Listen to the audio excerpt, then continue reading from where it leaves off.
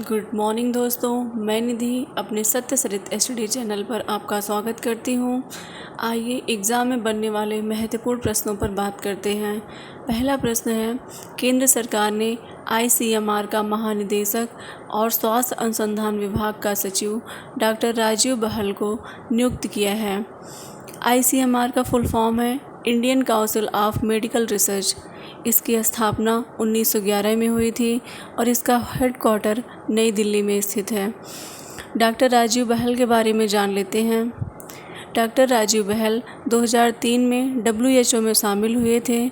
यह वर्तमान में जिनेवा में WHO में मातृ नवजात शिशु पर शोध प्रमुख हैं। डॉक्टर बहल को 3 साल की अवधि या 65 वर्ष की आयु प्राप्त करने तक के लिए नियुक्त किया गया है। नेक्स्ट क्वेश्चन है, केंद्र सरकार ने एम्स दिल्ली का नया निदेशक डॉक्टर एम श्रीनिवास को नियुक्त किया है। डॉक्टर एम श्रीनिवास को 5 साल की अवधि या 65 वर्ष की आयु प्राप्त करने तक के लिए नियुक्त किया गया है। वह डॉक्टर रणदीप गुलेरिया की जगह लेंगे। नेक्स्ट क्वेश्चन है, नरेंद्र मोदी जी 27 सितंबर 2022 यानी आज के दिन किस देश के पूर्व प्रधानमंत्री के स्टेट फ्यूनरल में अंतिम संस्कार में शामिल होंगे? तो आंसर है जापान। जापान के पूर्व पीएम शिंजो आबे के अंतिम संस्कार में मोदी जी शामिल होंगे। जापान के सबसे लंबे समय तक प्रधानमंत्री रहे शिंजो आबे की 8 जुलाई 2022 की गोली मारकर हत्या कर दी गई। इसी दौरान देश के वर्तमान पीएम फुमियो किशिदा ने शिंजो आबे को सम्मान देने के लिए स्टेट फ्यूनरल की घोषणा की। तो यह 27 सितंबर 2022 यानी आज के दिन आयोजित किया गया है। इस आयोजन में 190 से ज़्यादा देशों के 6400 लोग शामिल होंगे। स्टेट फ्यूनरल में क्या होगा, इसका आयोजन कहाँ होगा, इसके बारे में जान लेते हैं। इसका आयोजन टोक्यो के निप्पॉन बुडोकॉन में होगा। शिंजो आबे के स्मारक को सम्मान देंगे। स्टेट फ्यूनरल पर जापान की जनता विरोध कर रही है। विरोध क्यों कर रही है, इसके बारे में जान लेते हैं। क्योंकि इस कार्यक्रम में पब्लिक फंड से 1.65 मिलियन जापानी येन लगभग 92 करोड़ रुपए खर्च किए जाएंगे। जापान की जनता इतने पैसों के खिलाफ है। नेक्स्ट क्वेश्चन है, हॉकी इंडिया का नया अध्यक्ष दिलीप तिर्गी को चुना गया है। हॉकी इंडिया की स्थापना 20 मई 2009 को हुआ था और इसका हेडक्वार्टर नई दिल्ली में स्थित है। नेक्स्ट क्वेश्चन, तमिलनाडु सरकार ने 448 वर्ग किलोमीटर के क्षेत्र को भारत का पहला डुंगोंग संरक्षण रिजर्व घोषित किया है। इसके बारे में कुछ पॉइंट्स जान लेते हैं। डुंगोंग बड़े शाकाहारी समुद्री स्तनधारी जीव हैं। यह क्षेत्र तमिलनाडु के तंजावुर जिलों के तटीय जल को कवर करते हुए पाल खाड़ी में स्थित है। भारत में 240 डुगोंग वर्तमान में हैं। नेक्स्ट क्वेश्चन है, ब्रिटेन में भारतीय मूल की गृह मंत्री वेवरमैन को महारानी एलिजाबेथ पुरस्कार मिला। ब्रिटेन के गृह मंत्री सुएला वेवरमैन को एक समारोह में महारानी एलिजाबेथ द्वितीय वुमेन ऑफ द ईयर पुरस्कार के लिए नामित किया गया। ब्रिटिश प्रधानमंत्री लिज ट्रस के मंत्रिमंडल में वेवरमैन, जो 42 वर्ष की हैं, इसी महीने शामिल हुई।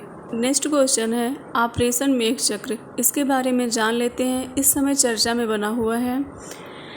ऑपरेशन मेघ चक्र न्यूजीलैंड के अधिकारियों से प्राप्त जानकारी के आधार पर इंटरपोल की सिंगापुर विशेष इकाई से प्राप्त जानकारी के बाद चलाया जा रहा है। यह बाल यौन शोषण सामग्री के प्रसार और उसे साझा करने के खिलाफ CBI द्वारा संचालित एक अखिल भारतीय अभियान है। 20 राज्यों और एक केंद्र शासित प्रदेश में 62 स्थानों पर तलाशी ली गई है।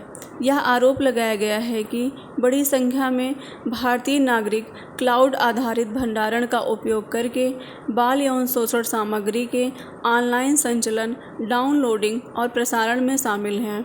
इस ऑपरेशन का उद्देश्य भारत में विभिन्न कानून प्रवर्तन एजेंसियों से जानकारी एकत्र करना और इस मुद्दे पर इंटरपोल चैनलों के माध्यम से निकटता में समन्वय स्थापित करना है। जांच में 500 से अधिक समूहों की पहचान की गई है, जिनमें 5000 से अधिक अपराधी और लगभग 100 देशों के नागरिक भी शामिल हैं। नवंबर 2021 में सीबीआई द्वारा ऑपरेशन कार्बन नामक ऐसे ही एक अभ्यास कोड का संचालन किया गया था। नेक्स्ट क्वेश्चन है चक्रवात नोरू। इस समय काफ़ी चर्चा में बना हुआ है और काफ़ी इम्पोर्टेंट क्वेश्चन है। चक्रवात नोरू के कारण फिलीपींस में हाई अलर्ट घोषित किया गया है। चक्रवात से देश के पूर्वी द्वीप तबाह हो गए हैं। नागरिकों से उच्च खतरे वाले क्षेत्रों को तुरंत खाली करने के लिए कहा गया। चक्रवात के कारण 240 किलोमीटर प्रति घंटे की रफ्तार से हवाएं चल रही हैं। इससे राजधानी मनीला में भूस्खलन, बाढ़ और चक्रवात के खतरे की आशंका है। फिलीपींस के बारे में जान लेते हैं। फिलीपींस दक्षिण पूर्व एशिया में स्थित एक देश है। पश्चिमी प्रशांत महासागर में स्थित द्वीपों के समूह से बने इस देश का आधिकारिक नाम फिलीपींस गणतंत्र है और इसकी राजधानी मनीला है। फिलीपीन द्वीप समूह पूर्व में फिलीपींस महासागर से, पश्चिम में दक्षिण चीन सागर से और दक्षिण में सेलेबस सागर से घिरा हुआ है। नेक्स्ट क्वेश्चन है मूनलाइट। इसके बारे में जान लेते हैं।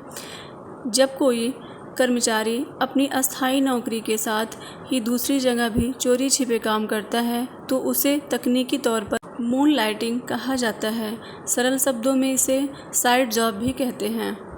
हाल ही में स्विगी ने इंडस्ट्री में सबसे पहले मूनलाइटिंग पॉलिसी की घोषणा की है। हालांकि यह पहली बार है जब किसी आईटी कंपनी ने मूनलाइटिंग की वजह से अधिक संख्या में लोगों को नौकरी से निकाल दिया है। आईटी कंपनी विप्रो ने मूनलाइटिंग के आरोप में अपने 300 कर्मचारियों को नौकरी से निकाल दिया है। साइड जॉब को मूनलाइटिंग इसलिए कहा जाता है क्योंकि यह काम ज़्यादातर रात में या वीकेंड पर किया जाता है। एग्ज़ाम में कभी कभी ऐसा शब्द दे दिया जाता है, फिर उसको मैच करने के लिए बोलता है ये किससे रिलेटेड है, तो ऐसे क्वेश्चन बन सकते हैं। इस वीडियो में इतना ही। अगर आपको वीडियो पसंद आया हो तो प्लीज़ लाइक, शेयर और सब्सक्राइब कर दीजिए। नीचे कमेंट बॉक्स ऑन है, आप कमेंट भी कर सकते हैं। इस वीडियो में इतना ही। जय हिंद, जय भारत।